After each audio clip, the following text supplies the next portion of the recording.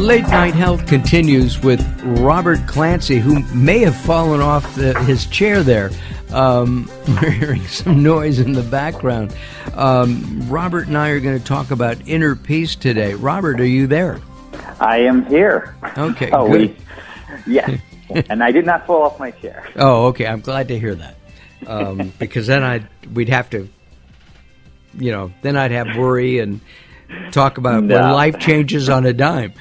Right. Robert, tell us about inner peace. Sure. My quote for today is, life isn't about finding a peaceful place among the chaos. It's about seeking that solitude within the stillness of your beautiful heart.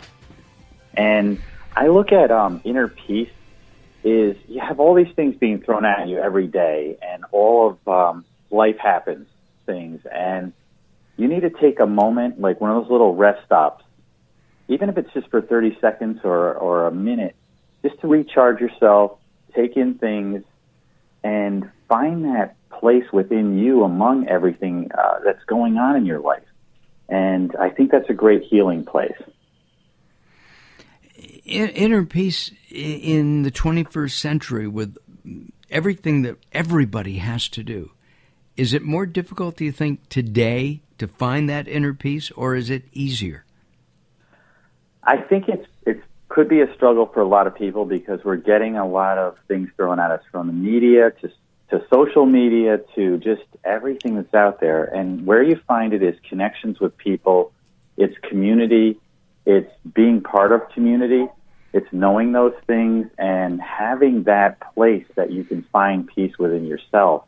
And taking those moments, even if it's just a 30-second or 5-minute meditation or something to have a place of your own. And maybe it's finding that quiet area, but sometimes you don't always have that. So you need to just pull yourself out of whatever's going on around you for a few minutes and assess where you are in it. Is that anything like, everybody knows we're supposed to exercise. You've told us that we should at least walk around the block. If we do that, if we walk around the block, if we carve out that time, I find that it's harder and harder and harder to do because there's so many different things that we have to do in our daily lives. Right. And you know where you can actually get some of that time? I will actually, when I'm working, I'll get up, walk down the stairs to the lower level, and then just walk back up. Sometimes that's enough, just to unplug for a second, pull yourself out of the mix, and then, deal with at least clearing your mind, and then go back and be focused, especially if you're dealing with a difficult problem at work or something like that. Sometimes you just need to take a moment. I'm a programmer, so if I'm not getting the code and it's not coming through, I'll give it a rest, come back, and then the solution's there. So sometimes you just need to clear your mind to be able to do that. Who was that? Dr. Maltz would, in the 70s, came up with, if you have a problem, you think about it today and then forget about it, and the answer will come to you tomorrow. Right. Maxwell Maltz. Yeah, and it does work.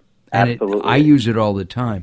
I tend to, because I'm editing or writing a lot, sitting at my computer, I try every 20 minutes, and try is the operative word, is to get up and to move.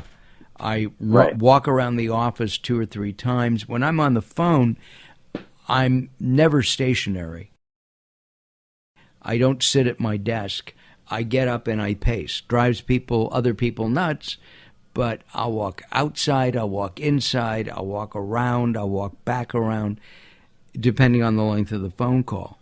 I find it, one, relaxes me, but more so, I'm stretching my muscles, I'm not sitting down. Somebody just told me that sitting is the new diabetes.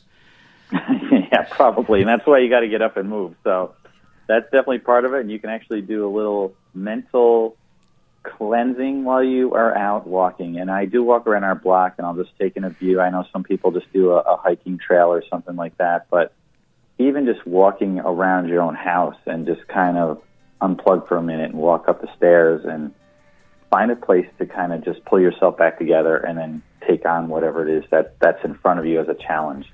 Daryl, you and I should be walking a lot more than we do. because we have so many natural hiking places and parks. And that's true, but everything that we do is pretty much wired to something else and not very portable. Yeah. Exactly, and our tushes are kind of stuck in the chair. Robert, thank you again. We'll talk to you again next week. Robert Clancy, the author of Hitchhiker's Guide to the Soul, a regular feature here on Late Night Health, and we always appreciate his words of wisdom.